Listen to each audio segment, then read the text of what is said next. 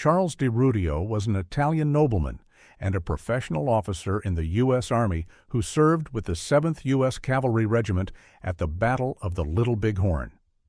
He was called Count No Account by Captain Frederick Benteen because of his arrogant demeanor and penchant for boastful tales. DiRudio was a competent officer who advanced to the rank of first lieutenant on December 15, 1875, and he was also favored by Lieutenant Colonel George Armstrong Custer and several other high-ranking officers. DeRudio lived through the Battle of Little Bighorn and subsequently composed a letter recounting his actions throughout the engagement. I barely survived the dangers of the Battle of the Little Bighorn on June 25th and 26th, and I am present to relate my distressing personal narrative of this monumental clash. At approximately 10 a.m. on June 25th, General Custer's scouts came back with astonishing information. They had located a native settlement some 15 miles distant, situated beside the Little Bighorn. The scouts noted that the Indians seemed to be withdrawing from our approaching troops. We proceeded with our advance for an additional 2 or 3 miles before General Custer ordered a stop to plan our offensive. He tasked companies H, D, and K under Colonel F.W. Benteen with securing our left flank under strict instructions to eliminate all opposition in their way. Companies M and G, led by Colonel Reno, and where I was incidentally assigned to Company A, occupied the central position. General Custer personally took command of Companies E, I, F, L, and C on the right side of the attack formation, while Company B stayed back to protect the supply train. After advancing several more miles, our central division was commanded to trot and sustain that pace until arriving at the river roughly 6 or 7 miles ahead. On reaching the river, we crossed it and came out onto the plains on the other side, where we were directed to assemble a battle formation. With commands issued, we moved out at a gallop, chasing the adversary through a thick and obscuring dust cloud raised by the retreating Indians.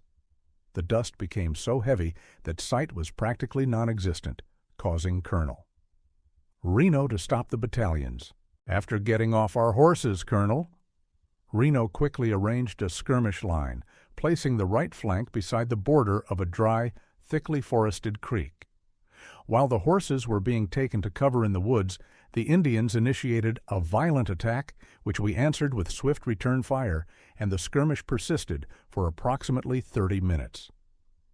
It was then noticed that on the opposite side of the creek, in a park-like open area, there were several lodges. Our complete line crossed the creek to discover the lodges empty, only to be confronted by some 200 shouting, screaming warriors. The overpowering gunfire from this greater number made withdrawal almost unfeasible as we became encircled.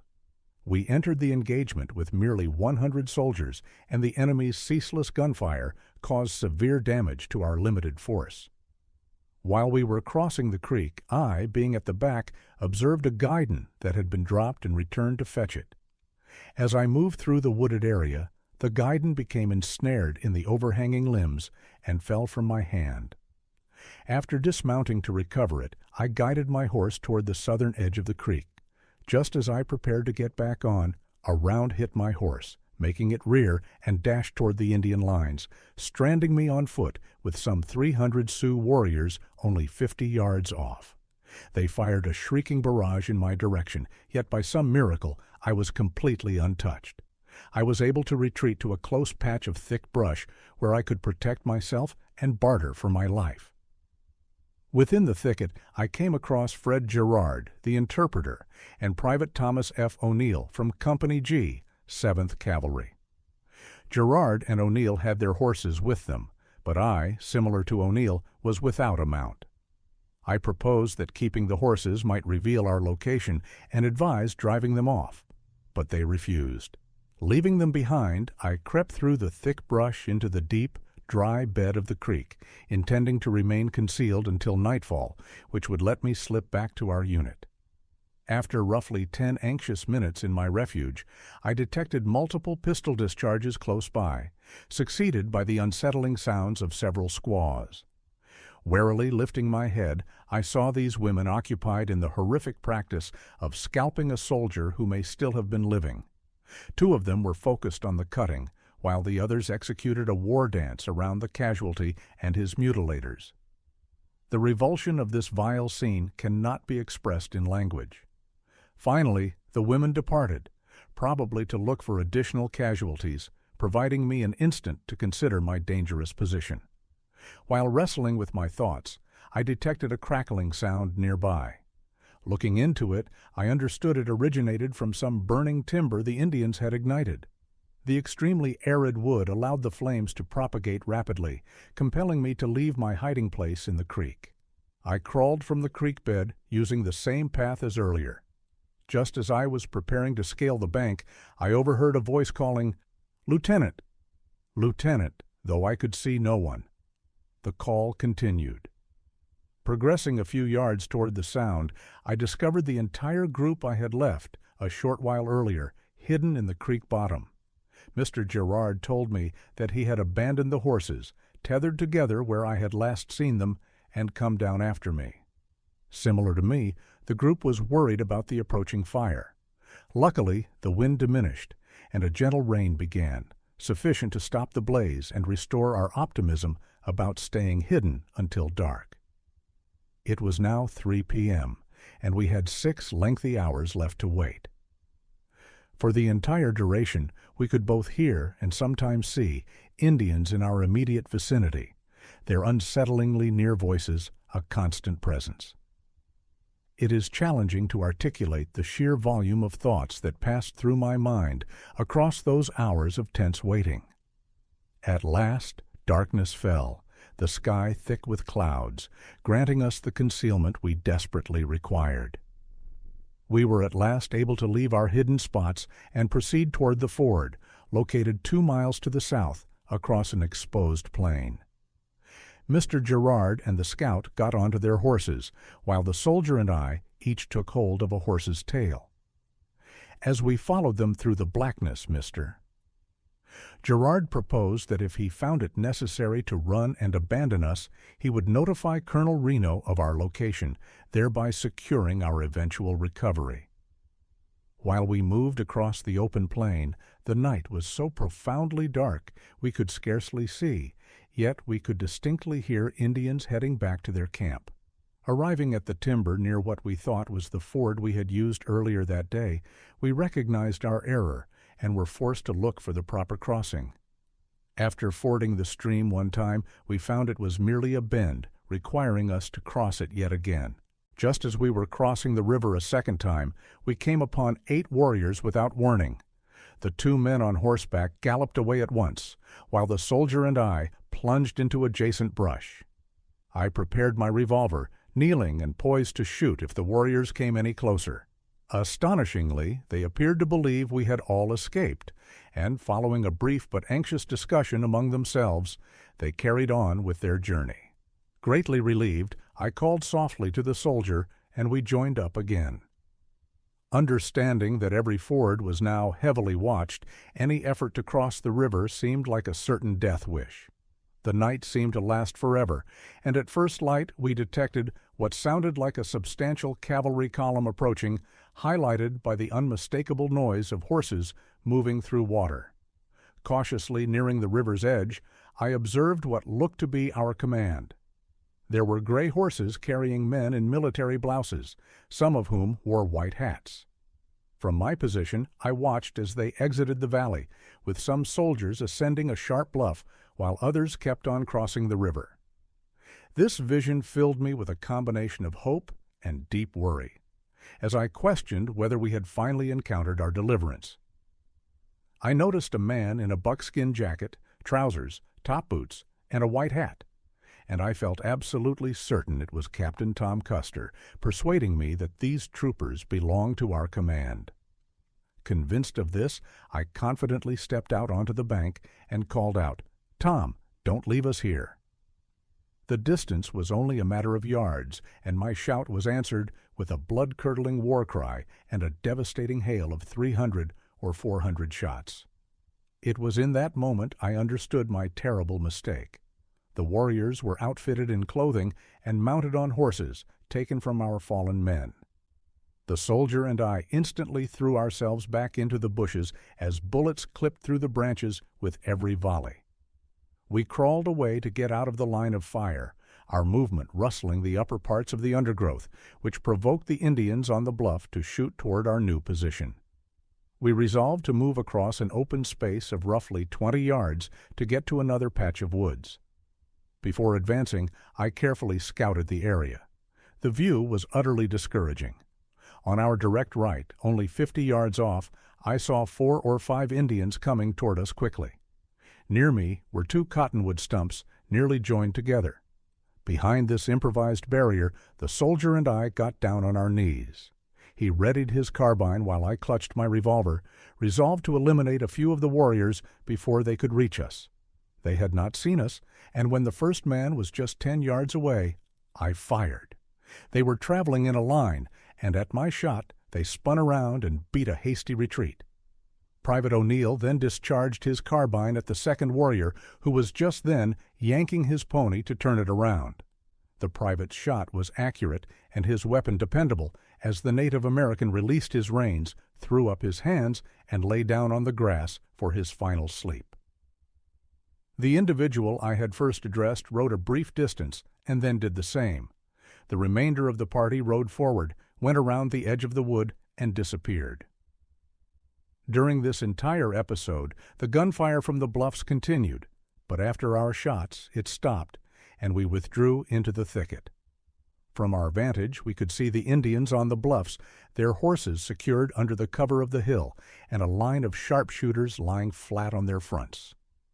The noises of combat resounded from the hills above, the constant rattle of musketry, the shouts of our fellow troops, and the gunfire of the Native Americans. Our hopes rose when we identified the familiar cheer of our comrades, but discouragement soon followed as we saw that our woodland sanctuary was on fire, compelling us to move. We crawled almost to the border of the woodland when we observed that the enemy had set both sides alight. We worked our way along until we found a thick grouping of what are called mulberry trees, and we slid underneath them. The grass on the perimeter of this spot was very green, having been dampened by a recent light rain, and there was no wind.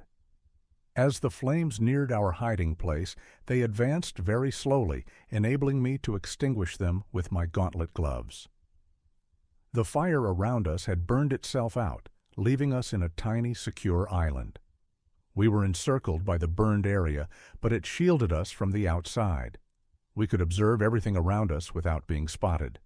We watched Native Americans moving about, and one standing watch, approximately 70 to 80 yards away, observing the fire. At 4 p.m., he shot 4 times into the air, which I interpreted as a signal. Then we heard a Native American calling out loudly, repeating the same cry 4 times.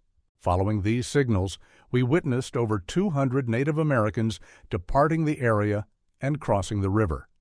An hour after that, the same signals were given again, and a great many more Native Americans rode off on their ponies. Not long after, the remainder of them departed as well. We began to feel hopeful, and the steady gunfire began to lessen until only sporadic, far-off shots could be heard. By 6 p.m., our surroundings appeared calm, with no indications of any Native Americans in the vicinity. We believed the regiment had quit the field, and we now only had to wait for full darkness to cross the river and make our way toward the Yellowstone River. There we intended to construct a raft and float downstream to the Powder River, where our supply camp was situated. We had endured 36 hours without any water or nourishment.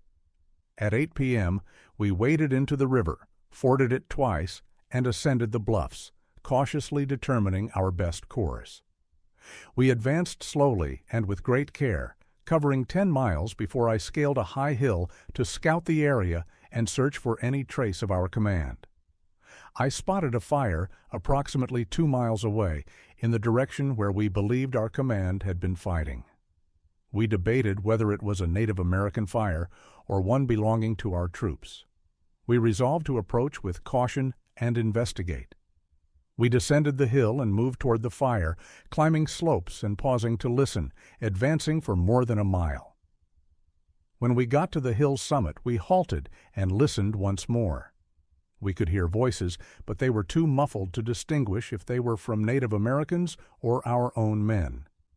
We edged a little closer and heard a mule bray, followed by a challenge as old as the centuries. "Halt! Who goes there?" The challenge wasn't directed at us, as we were still too far off and concealed by the dark. But it gave us the confidence to continue our careful approach, though we remained anxious about stumbling into Native Americans. We were about 200 yards from the fire when I yelled, "Picket, don't fire! It's Lieutenant, DeRudio, and Private O'Neill," and began running toward them. Our announcement was met with a loud cheer from the picket and lieutenant. Varnum. Lieutenant Varnum, a courageous and capable officer, came up to me, overjoyed to see me alive as he had assumed I was among the killed. I inquired about the regiment's condition, hoping we were the only casualties, but that hope was fleeting. Lieutenant Varnum informed me he had no news regarding the 5 companies under Custer, and that our command had lost Lieutenants McIntosh and Hodgson. I reached the camp around 2 a.m. and could not sleep, despite being utterly drained from 2 nights without rest. I spoke with Lieutenant Varnum about the battle, relating my narrow escapes and experiences. Morning arrived soon enough, and I met with the officers to inform them that the Native Americans had withdrawn. At 8 a.m., we saw cavalry approaching, first a few scouts, then a large column. We soon realized it was General Brisbane's command coming to our relief.